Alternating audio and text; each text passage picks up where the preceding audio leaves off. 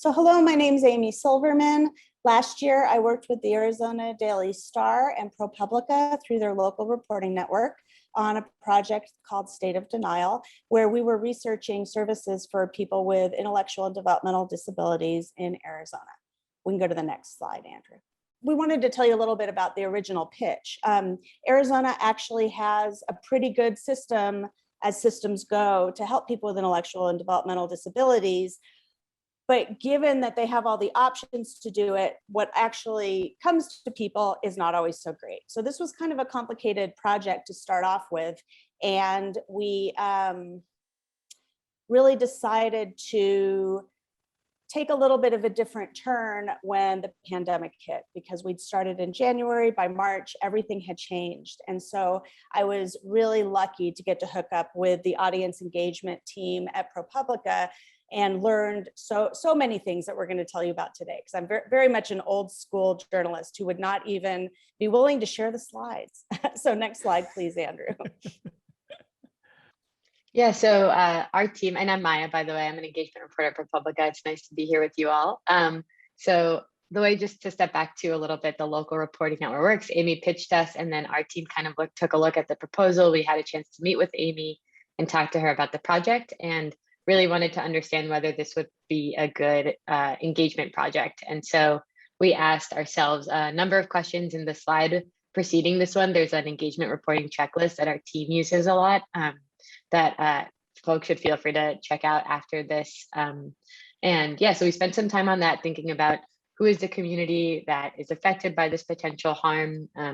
Would crowdsourcing just be an interesting aspect of this story, or do we really need it to be able to crowdsource to fuel an investigative finding? And we really settled on the latter, particularly during the pandemic, because as Amy said, her plans were initially to shadow some folks with IDD, with intellectual developmental disabilities, and understand their way through the system, but that became impossible. And so we knew that in order to understand how the system worked, we really needed to connect with people who tried to go through it and their families. And so we really had that at the outset of our reporting, and started out this whole project by launching a call out, asking people for their experiences with IDD. We co-published this with the Arizona Daily Star, and we really took care as we were getting this call out ready to ensure that it would be accessible to people to use. And so something we did for this is we knew that it could be complicated to come across this form.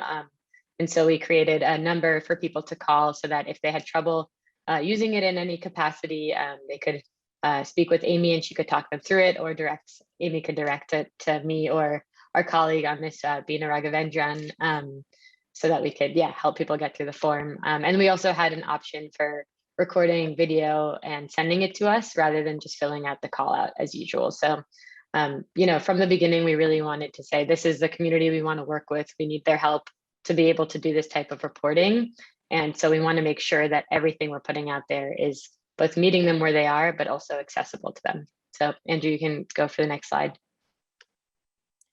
So one of the first things we realized when we knew that we weren't going to be able to see people in person was that one of the main goals of the project was going to be really hard to achieve. And that is centering the stories on people with intellectual and developmental disabilities themselves. Obviously, caregivers are a really important part of telling this kind of a story. But so often, I think we as journalists, and I'm guilty of this, sort of pass by the actual people we're writing about and go to the people around them, the bureaucrats, the lawmakers, the advocates, and the caregivers. We didn't want to do that.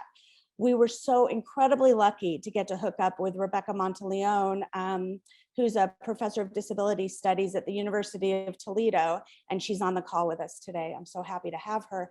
And we decided to do a little bit of a different outreach by sponsoring a community storytelling project. And probably the most important thing about that project was that it wasn't really linear. In other words, we didn't ask people in Arizona with intellectual and developmental disabilities to come forward and simply tell us stories about bad things that were happening to them in their living settings. We decided to take a step back and ask them to just tell us about their lives. And we found that that was, I think, even more effective than we could have anticipated. an amazing fellow at ProPublica, Shoshana Gordon, worked with Make Studio in Baltimore, Maryland to get artwork. And you can see one of the pieces of artwork that we were able to use. That's that is a depiction of the Zoom screen during our community storytelling event. So we worked with people with IDD in Arizona, Becca did, to tell their stories. It was also co-sponsored with Detour Theater Company in Arizona, which is a theater program for people with IDD, just shorthand. And that was kind of our sort of our physical call out to the community and way of establishing how we wanted to approach this and how we felt about it. So I think we're ready for that. A quick thing I'll just add right here is that we also took care to just make sure that this word got out about this event. We posted that we were going to be doing it on both of our websites, ProPublica and Arizona Daily Star, but the spreadsheet screenshot on the left here, or you're right, I'm not sure how the Zoom is, whatever working, but we'll show you that we also called post offices in rural Arizona and sent flyers there about the event. We reached out to community groups. We wanted to not just assume that people were reading our websites and really put in the hours at the front end to reach people where they are. And I think next slide. Yeah, so this is just some metrics from the community storytelling event we had. We had about more than 130 people come. During the event, we also had a call out, like a number that you could text or call, kind of like a telethon. And that was Bina's brilliant idea. And so throughout the event, Amy kept saying, call or text this number to share your story with us. We had about 12 people call or text in. One of the respondents ended up being heavily featured in a story. And then we also created an event recap in which we posted what we did during the event. And that included having Amy do a mock interview with one of the Detour participants, explaining what on the record is, on background, off the record is, to just really show the journalism process that we were hoping to engage in. And then we also posted a storytelling curriculum that Becca Monteleone created so that people could do this kind of storytelling in their own space. Next slide. Yeah, and then so we came together, we did all this work. It really helped fuel the journalism, but another big component of engagement, as you all know, is closing the loop and making sure the people who are helped us not only are able to see the story, but also the communities that they're in. And so the next slide, please. Right. So this was, again, something that was born from a conversation with Becca, and something that we thought maybe hadn't been tried in mainstream journalism before. And we actually learned that, that it hadn't. So we did a plain language, we had Becca do a plain language translation of every piece of the project, including, and you'll see on your screen, you can take a quick read. This was the last paragraph from an editor's note that T. Christian Miller and Jill Jordan Spitz from ProPublica and the Daily Star respectively wrote, that was published on the first day of the project. And it was interesting because when we tweeted it out, that very last paragraph you see on there, I think was the thing that got the most immediate response, particularly from the journalism community, people who were saying, oh, I hadn't heard of plain language before. So it was definitely tricky. We always like to say it's one of those don't try this at home type of things. When we were discussing the logistics about how to make it happen, because it involved several steps to have Becca do the translations. We had to get her the text in time. We had to have it lawyered afterward, like you would with any translation. I remember saying to the editors, can't I just not use words like ephemeral? Won't that just work? And obviously not. I had a lot to learn about plain language, and I'm still learning a lot about it. We have some ongoing projects with it, developing workshops and a guide for journalists on plain language. So I'm really excited about that. And it turned out in the final analysis that no one apparently had done it in the mainstream. So we were really happy to be able to introduce that as a way of, really an important way of connecting with the community that we were covering. And I think also doing a little bit of education for all readers about the fact that, yes, people with intellectual disabilities can access, in many times, our journalism. So I think we're ready for the next slide.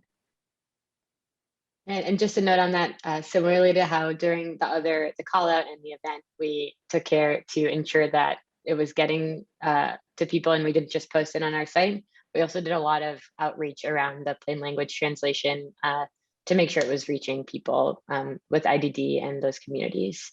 And then we also had an audio rendition that, so Bina, who is no longer with ProPublica with the Times, she read every story and recorded herself doing it. She has a theater background and audio background. And so she recorded it in audio and in original text and then in the plain language. Yeah, so to ensure that the story would be more accessible and would be engaging when read by somebody with a more narrative and theatrical tone. Next slide. Yeah, and then we finished up with just to close the loop, we did another community event. So we again posted it on our website and we wanted to include the stories of people, or spotlight the people who shared their stories with us that really helped fuel the journalism. So the picture you see here is a family that Amy connected with.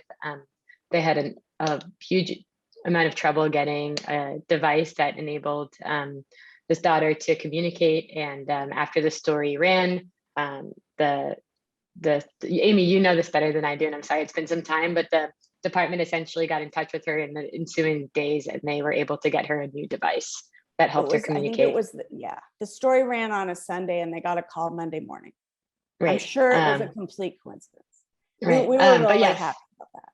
Yeah, and so we wanted to spotlight that in the event, but also just have a time for people who participated with us to once again share their stories and then just keep the community going. And actually this ended up turning into, a couple of months later, we had an event with the Harvard Disability Law Project in which they invited people to speak and share their experiences, and it kind of turned into an open newsroom style thing where people were telling us about different kinds of issues they have with different regulatory agencies or systems that are meant to help them access services. And I think, just it was a really cool kind of way that our hypothesis was, let's get people together to talk about something not exactly about the system. And it really ended up building a community around it. And I think, just to jump in, Maya, I thought that having people be able to hear just completely directly from people like Emery, and a couple of other people who are part of the system who weren't being served well was really powerful.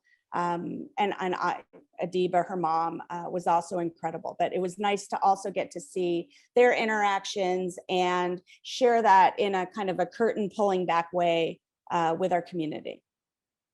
And I think the next slide is just some takeaways and resources that, and I think we're just bumping up on a little bit over our 10 minutes. So maybe we can leave this slide for people to look at after the fact, but just things we learned, some resources to share that you all can refer to if doing this work going forward. And then just also a note that we didn't conquer all of the challenges we hoped to, obviously.